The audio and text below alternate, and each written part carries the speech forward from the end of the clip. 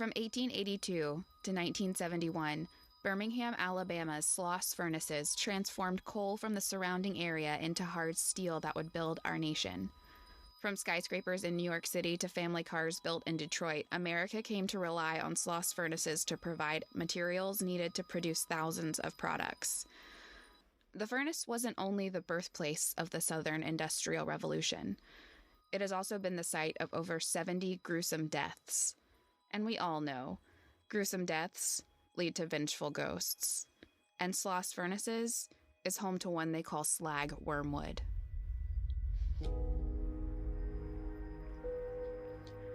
I'm Ashley McLaughlin, and I'm going to tell you a ghost story. This is Southern Haunts. During the 1880s, as pig iron production in Alabama grew, no fewer than 19 blast furnaces would be built in Jefferson County alone. So, what is pig iron? Well, from what I could tell, it has something to do with the way steel and iron are cast. I didn't spend too much time on it, just know that things have to be very, very hot to make this stuff. You can Google it if you get bored. With business booming, Birmingham became a metropolis almost overnight and came to be known as the Magic City. Among its residents was the founder of Sloss Furnace, Colonel James Withers Sloss, a North Alabama merchant and railroad man. Colonel Sloss played an important role in the founding of the city and built his expansive furnace on the outskirts of town. Sloss opened the gates of his furnace company on April 18th, 1882, employing hundreds of men from the surrounding area. The positions available at Sloss were highly dangerous, but also highly sought after because working with the blast furnaces was considered fairly advanced at the time. No labor unions for these furnaces existed, so 12-hour days with limited breaks were the norm. The demand was high, and they needed to feed the hungry furnace. While pay was low and work hours high, industrial accidents were what workers feared the most, and they happened all the time. Things like men falling into the molten steel and being completely incinerated, while other men fell victim to the silent poisoning of carbon monoxide or the volatile skin-searing bursts from the steam pipes. Every inch of Sloss Furnaces held danger for the men who worked there. From the catwalks to the tunnels underneath, every precarious step could have been, and sometimes was, their last. One example involves a worker on his lunch break. He was sitting near one of the large flywheels used to power the huge scalding boilers. He leaned a little too close, and the wheel caught his clothing, slowly dragging him into the heavy gears. I'll let you deduce what happened after that. While dozens of men died working the furnace, perhaps the most infamous was the death of Slag Wormwood. In the early 1900s, James Slag Wormwood was the foreman of the graveyard shift, which was the period between sunset and sunrise where a skeleton crew of nearly 150 workers toiled to keep the furnace fed overnight. During the stifling Alabama summer months, temperatures throughout the plant would reach more than 120 degrees. Lack of sleep, heat exhaustion, and low visibility made working the furnace literally a living hell. And unfortunately, only the poorest of workers desperate for employment would get stuck working it. If the graveyard shift was hell, then Slag was most definitely the devil.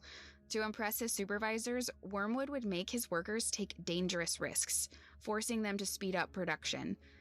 During his time as foreman, 47 workers lost their lives. That's 10 times more than any other shift in the history of the furnace.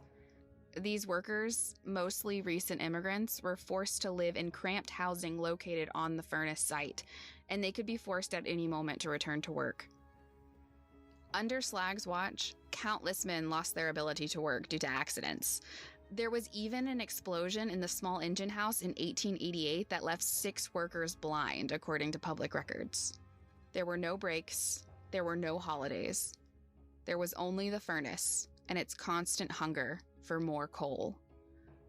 In October of 1906, James Slag Wormwood lost his footing at the top of the highest blast furnace, known as Big Alice. He plummeted into a pool of molten iron ore, and they say his body melted instantly. It was reported that the foreman must have become dizzy from the heavy methane gas created by the furnace and lost his balance. It was the first time he had ever inspected Big Alice.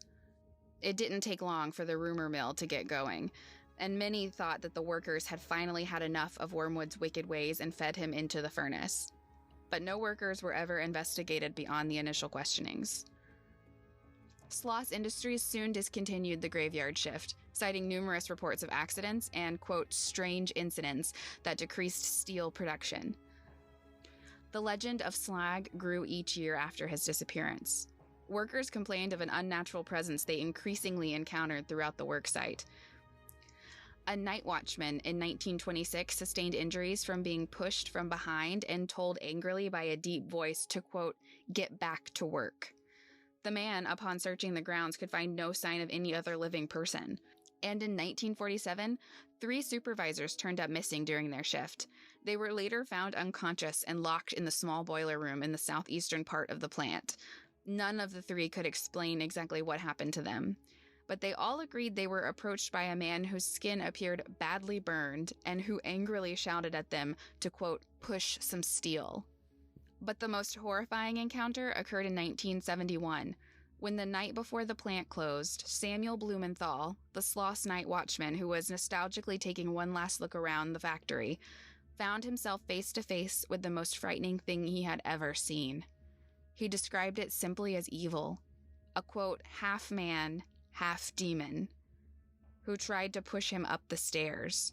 And when Blumenthal refused, the monster began to beat him unconscious in the stairwell.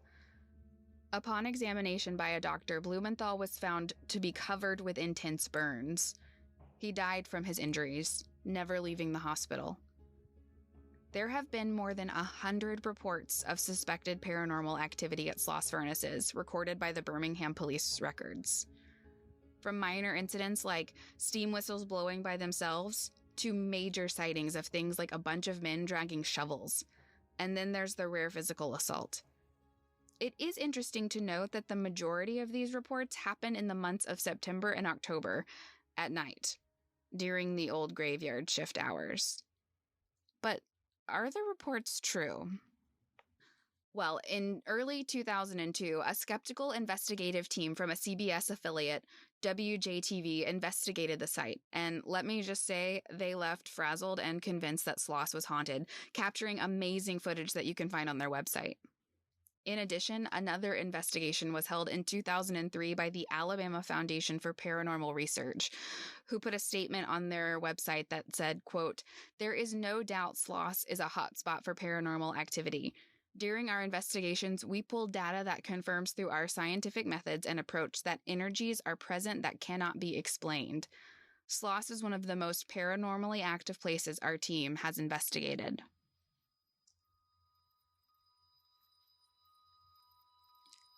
The names of all the men that perished working at Sloss Furnaces may never be known. Aside from the accidents and hazardous conditions amongst the toxic fumes, workers also had to face disease outbreaks that spread throughout the living quarters that were attached to the factory. Doing a quick search of legal records, I found various lawsuits that were filed by workers against Sloss, Sheffield Steel and Iron Company, and the filings detail a variety of injuries, amputations, and even a few deaths that occurred during the factory's time of operation.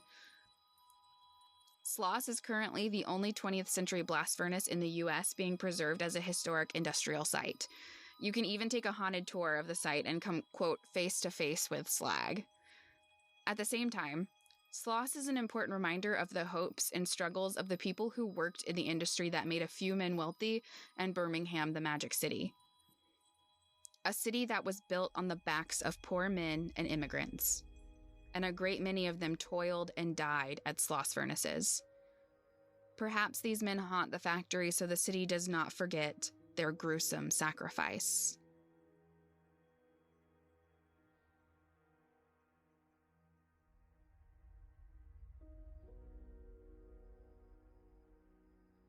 Hi there, it's your host, Ashley McLaughlin. I just wanted to take a moment and thank you for tuning in to Southern Haunts. And if you like what you hear, feel free to leave a review and subscribe to the podcast to make it easier for others who like to hear haunty, spooky stuff too. Thanks. Bye.